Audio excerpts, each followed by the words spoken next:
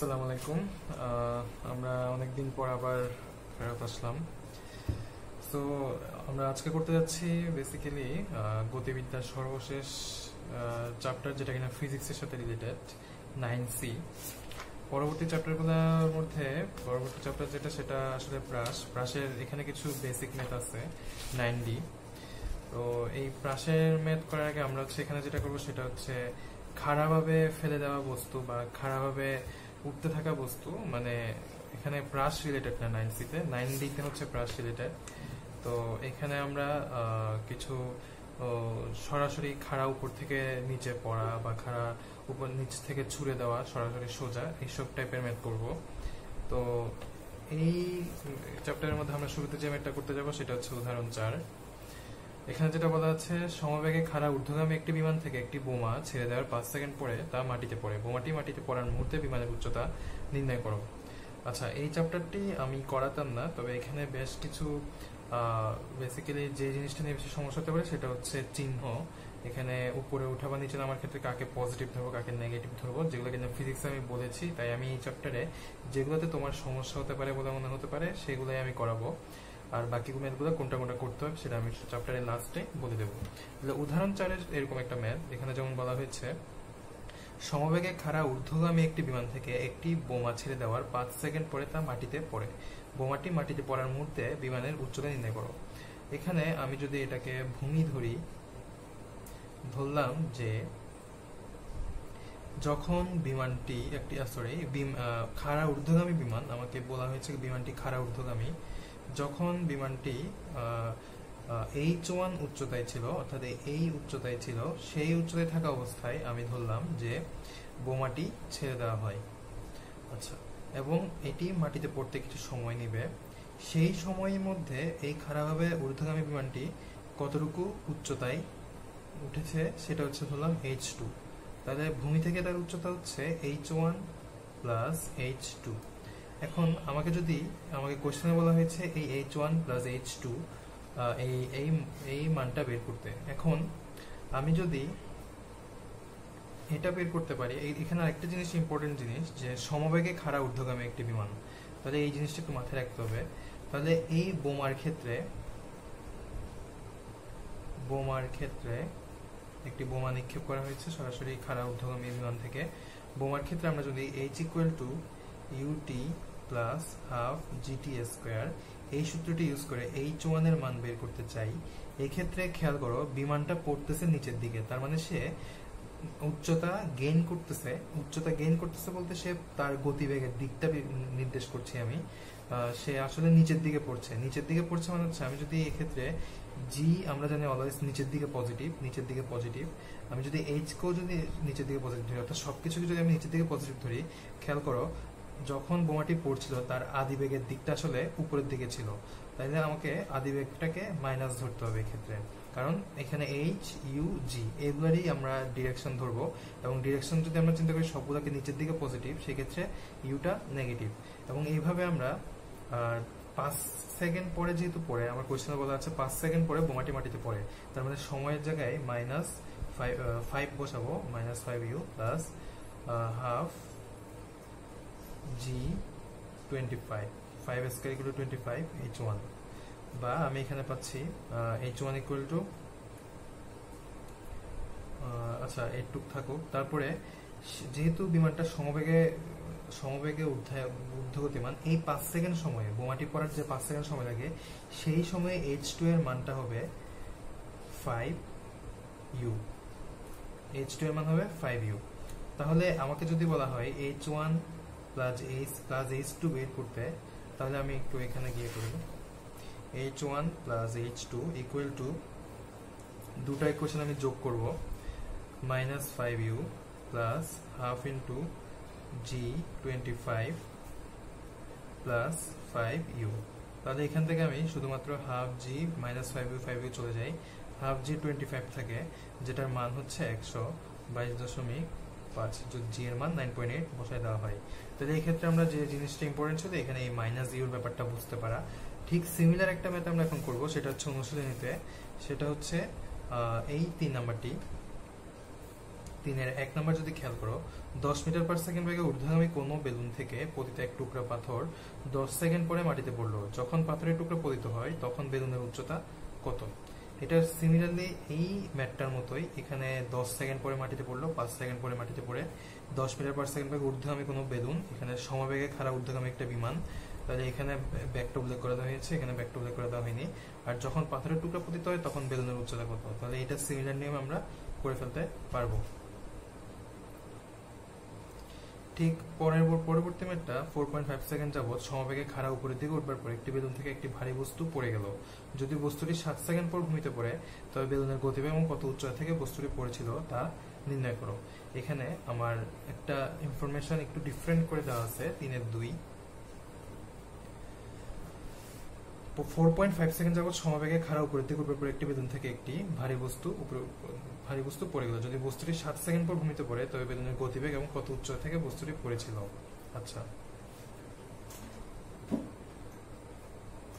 আচ্ছা, যেহেতু বস্তুটা 4.5 সেকেন্ড যাবৎ সমবেগে খাড়া উপরের দিকে উঠবার পর 4.5 সেকেন্ড যাবৎ ধরো উঠছে 4.5 সেকেন্ড হলো, এবং ঠিক সেই মুহূর্তেই সেই বেলুন থেকে ভারী বস্তুটা পড়ে গেল। তাহলে আমার এইচ, এবং এখানে আমার এইচ ইকুয়াল টু, যেহেতু এটা সমবেগ, তাহলে আমরা H equal to U V বা এস ইকুয়াল টু ভিটি সূত্রটা অ্যাপ্লাই করি। তাহলে সেই অনুসারে ইউ টি, এখানে টি এর মান হচ্ছে 4.5, তার মানে 4.5 ইউ। তাহলে আমি ধরলাম এইচ ইকুয়াল টু 4.5 ইউ। এই উচ্চতা থেকে আসলে বস্তুটা পড়ে গিয়েছে, এবং একই সাথে আমরা আরেকটা সমীকরণ এই ক্ষেত্রে অ্যাপ্লাই করতে পারি, সেটা হচ্ছে h equal to u t plus half g t square. তো এখানে যদি খেয়াল করো তাহলে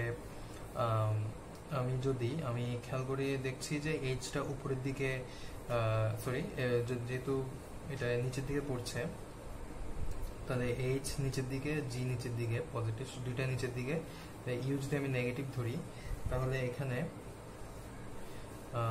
এইচ এর মান বসাবো 4.5 ইউ, আর টি এর মান বসাবো 4.5 u plus half g t square.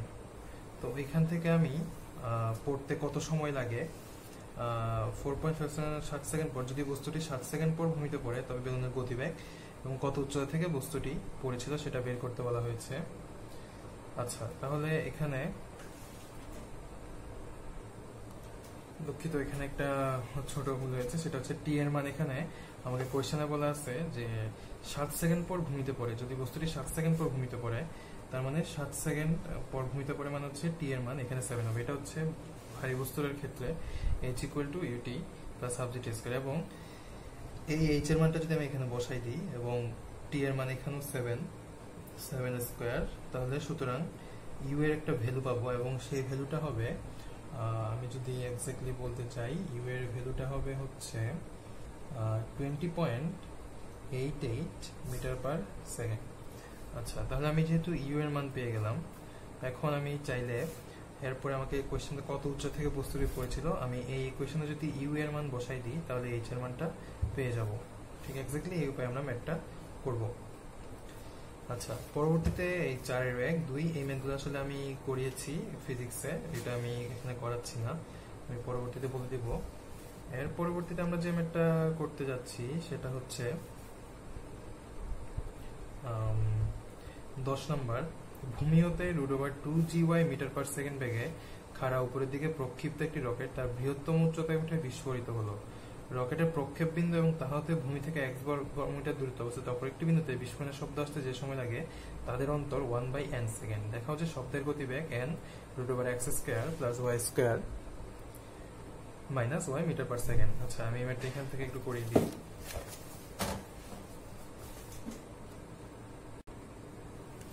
সেটি হচ্ছে এখানে বলা হয়েছে যেটা ভূমি থেকে √2GY মিটার পার সেকেন্ড বেগে খাড়া উপরের দিকে প্রক্ষিপ্ত একটি রকেট তার বৃহত্তম উচ্চতায় উঠে বিস্ফোরিত হলো। আমরা জানি খাড়া উপরের দিকে উচ্চতার ক্ষেত্রে বৃহত্তম উচ্চতা হচ্ছে h = u²/2g।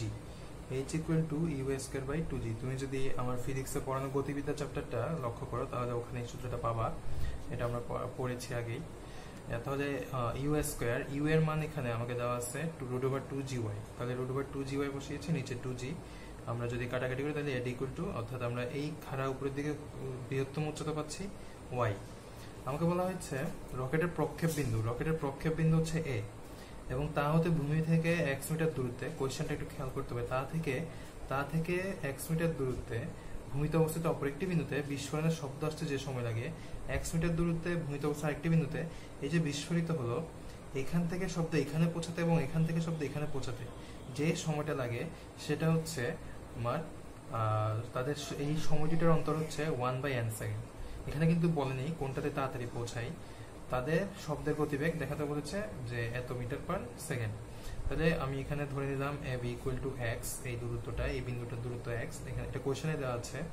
যেহেতু ABD একটা সমকোণী ত্রিভুজ, এটা আমরা বুঝতে পারছি ABD একটা সমকোণী ত্রিভুজ, এবং এর BD-টা হচ্ছে অতিভুজ, এবং আমরা BD square equal to AB square plus AD square Pythagoras apply করলে BD ইকুয়াল টু পাচ্ছি, এই BD ইকুয়াল টু পাচ্ছি root over x square plus y square. আমরা জানি শব্দ সমবেগে চলে, তাহলে s ইকুয়াল টু VT সূত্র অনুসারে এ বিন্দুতে পৌঁছাতে আমার সময় লাগবে s ইকুয়াল টু VT। এখানে এই দূরত্বটা হচ্ছে y, v হচ্ছে শব্দের বেগ v, এবং t যদি হয় t1 হচ্ছে d থেকে এতে শব্দ পৌঁছাতে সময়, তাহলে y বাই v, এবং সিমিলারলি এটা হবে x by v। s equal to এই d থেকে b তে পৌঁছানোর সময় হবে এটা। তাহলে শর্ত মতে আমি দেখতে পাচ্ছি এই দূরত্বটা বেশি, তার মানে এটা বড়। আমার কোশ্চেনে অন্তর বলে দেওয়া আছে, দুটা সময়ের মধ্যে অন্তর, কোনটা বড় কোনটা ছোট আমরা কোশ্চেনটা মানে ইমপ্লিমেন্ট করার পরে বুঝতে পারলাম যে এটা বড়। তাহলে এটা মাইনাস এটা ইকুয়াল টু 1/n। তাহলে যদি আমি যোগ বিয়োগ করে আমি কোশ্চেনে যেটা দেখাতে বলছি সেটা দেখে দিতে পারবো। আচ্ছা, পরবর্তী ম্যাথ 12 নাম্বার। খাড়া উপরের দিকে নিক্ষিপ্ত একটি পাথর T1 এবং T2 সময়ে ভূমির h উচ্চতা অবস্থান করে দেখা যায় 2h equal to g into T1 T2। এখানে বলা হচ্ছে খাড়া একটা নিক্ষিপ্ত পাথর T1 সময় এবং T2 সময় ভূমির h উচ্চতা অবস্থান করলে, আসলে এখানে একটা কোশ্চেন আসতে পারে আসলে এটা কেমনে সম্ভব T1 এবং T2 সময়। জিনিসটা হচ্ছে এমন যে সে যখন উঠার সময় ধরলাম এই উঠতে সে এই সর্বোচ্চ উচ্চতা, এটা এই সর্বোচ্চ উচ্চতায় এই সময়টাতে ধরলাম 5 সেকেন্ড পর সে ছিল হচ্ছে এই উচ্চতায়, এবং সে উপরে উঠার পর আবার যখন ফেরত আসা শুরু করবে তখনও কিন্তু সে এই উচ্চতায় আছে, এবং সেটা ধরলাম নিক্ষেপ করার 5 সেকেন্ড পরে এখানে ছিল, আবার উঠে যখন আবার এখানে আসছে তখনও সে কি এখানে আছে, এবং সেটা ধরলাম হচ্ছে 12 সেকেন্ড পর। এটা হচ্ছে নিক্ষেপ একটি পাথর T1 এবং T2 সময়। তাহলে ঠিক এটা নির্দেশ করে যে উপর থেকে আবার নিচে আসছে, আবার উপর ওঠার সময় একবার যখন ছিল এই উচ্চতায় সেটা। তাহলে এই ম্যাথটা কিভাবে করব, মনে করি ইউ বেগে খাড়া উপরের দিকে নিক্ষেপ করা এবং টি সময়টা h উচ্চতায় উঠে, তাহলে h equal to ut minus half gt square, অর্থাৎ তার টি সময় অতিক্রান্ত উচ্চতা h। তাহলে 2h equal to 2ut minus gt square minus 2ut plus 2h। আচ্ছা, এখন হচ্ছে আমাদের একটা দ্বিঘাত সমীকরণের প্রপার্টি আমরা কাজে লাগাবো, জিনিসটা বোঝার চেষ্টা করবা। এটা একটা দ্বিঘাত সমীকরণ যেটা কিনা আমরা পেয়েছি h উচ্চতায় t সেকেন্ড সময়ে তার h উচ্চতায় ওঠার একটা দ্বিঘাত সমীকরণ। এখন এই সমীকরণটা হচ্ছে আমার t এর দ্বিঘাত সমীকরণ, অর্থাৎ এটা সমাধান করলে আমি t এর দুটা ভ্যালু পাবো। এটা তুমি দ্বিঘাত সমীকরণ অনেক আগে থেকে স্কুল থেকে পড়ে আসছো, সেটা জানো যে এই ইকুয়েশনটা সলভ করলে আমরা h উচ্চতায় ওঠার দুটা সমীকরণ পাবো। আমরা কোশ্চেনটা সলভ করেছি কিভাবে, আমরা NHU হচ্ছে h equal to ut minus half gt square, মানে t সময়ে h উচ্চতায় উঠতে তার যে সময় লাগে। এখন এটা সমাধান করলে আমরা দুইটা সমাধান পাবো, তার মানে T1 এবং T2 অ্যাকচুয়ালি h উচ্চতায় ওঠার সময়, T1 সময় সে h উচ্চতায় থাকবে, T2 সময় সে h উচ্চতায় থাকবে। তাহলে t এর দুটি মান T1 এবং T2। আমি ধরলাম হচ্ছে h উচ্চতায় উত্থানকাল হচ্ছে T1, আমি বোঝানোর সময় এখানে সে উঠতে সময় দিলাম T1 এবং সে এখানে পড়তে সময় নিয়েছে T2, এটা আসলে মিন করা হয়েছে। তাহলে এই উচ্চতায় উত্থানকাল ইকুয়াল টু T1, পতনকাল T2। এখানে একটা জিনিস, এটা তোমার জন্য নতুন, আমরা এখনো বহুপদী পড়িনি, এটা সেকেন্ড পেপার, অর্থাৎ সেকেন্ড পেপারের 4th চ্যাপ্টার। বহুপদীতে একটা জিনিস আছে যে দ্বিঘাত সমীকরণের দুইটা মূলের গুণফল equal to c by a, দুটা সমীকরণের গুণফল। একটা দ্বিঘাত সমীকরণ যদি হয় এরকম x square plus bx plus c equal to 0, তাহলে এটা দুইটা সমাধান থাকতে পারে, আমরা জানি x1, x2। এটা হচ্ছে একটা দ্বিঘাত সমীকরণের সমীকরণ। তাহলে এই দ্বিঘাত সমীকরণের মূল দুটার গুণফল x1 x2 ইকুয়াল টু হবে c বাই a। এই যে c বাই a, এখানেও সিমিলারলি খেয়াল করো, এখানে হচ্ছে c হচ্ছে 2h এবং a হচ্ছে g, তাহলে 2h বাই g। এটা আমরা আপাতত মনে রাখবো, এটা আমাদের দ্বিঘাত সমীকরণ যখন আমরা করাবো, বহুপদী যখন আমরা করাবো তখন আমরা এটা পাবো। দ্বিঘাত সমীকরণের মূল দুটি যোগ করলে কি হয়, যোগ করলে b by minus b by a হয়, এবং গুণ করলে যেটা হয় সেটা আমরা এখানে দেখলাম c বাই a। তাহলে এই জিনিসটা একটু মনে রাখতে হবে, দ্বিঘাত সমীকরণের সমাধান যদি x1 x2 হয়, তাহলে x1 x2 ইকুয়াল টু হবে c বাই a।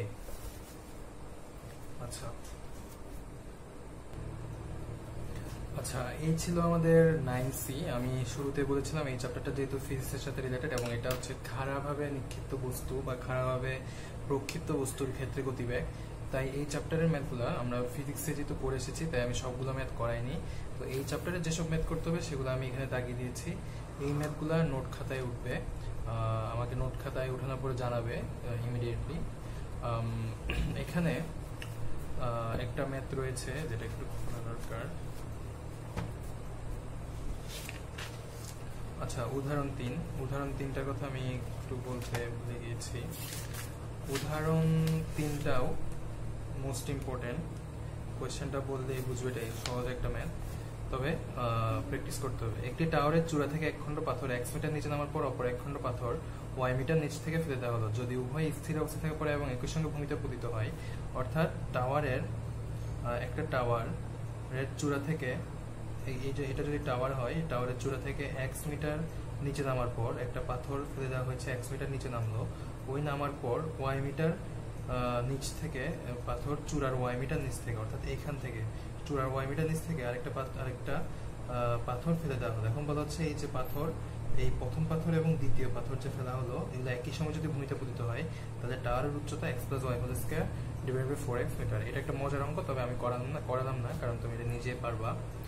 এই ম্যাথটা করবা এবং উদাহরণ 2ও করতে হবে। উদাহরণ 2ও সহজ, আমি উদাহরণ 2, 3, 4 এবং বাকি ম্যাথগুলো উদাহরণ, এগুলো মোস্ট ইম্পর্টেন্ট, এবং 15 নম্বরটা মোস্ট ইম্পর্টেন্ট, এটা আমি করাইনি, তবে এটা গাইড দেখে করলে তুমি পারবে।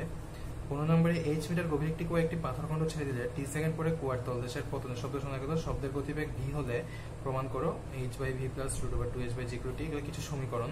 তো এখানে যেটা করতে হবে, আসলে 3টা সিরিয়ালি প্রুফ করতে হয়।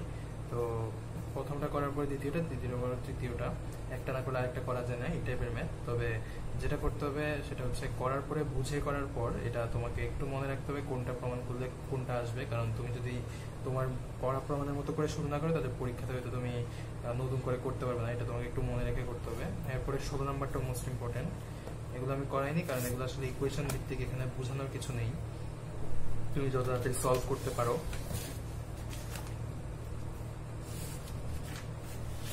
এই যে ম্যাথটি 16 নম্বর, এখানে তোমার দ্বিঘাত সমীকরণের যে ব্যাপারটা, এটা আমি একটা ম্যাথে করিয়ে ফেলেছি যে দুটি মূল গুণ করলে c/a, সেটা চলে এসেছে এখানে। তাই যেহেতু আমি করে ফেলেছি তাই এই ম্যাথগুলো আসলে করাইনি। এখানে বেসিক কোনো ঝামেলা নাই, আর যেহেতু আমি মেইন বেসিকগুলো বলে দিয়েছি। আমাদের চিহ্নের ব্যাপারে সাবধান হতে হবে এবং একই সাথে আমাদেরকে সাবধান হতে হবে এই যে মূল দ্বয়ের গুণফলের ক্ষেত্রে c/a। তাহলে এই চ্যাপ্টারটা করে ফেলো, আমি পরবর্তী চ্যাপ্টার 9D শুরু করবো।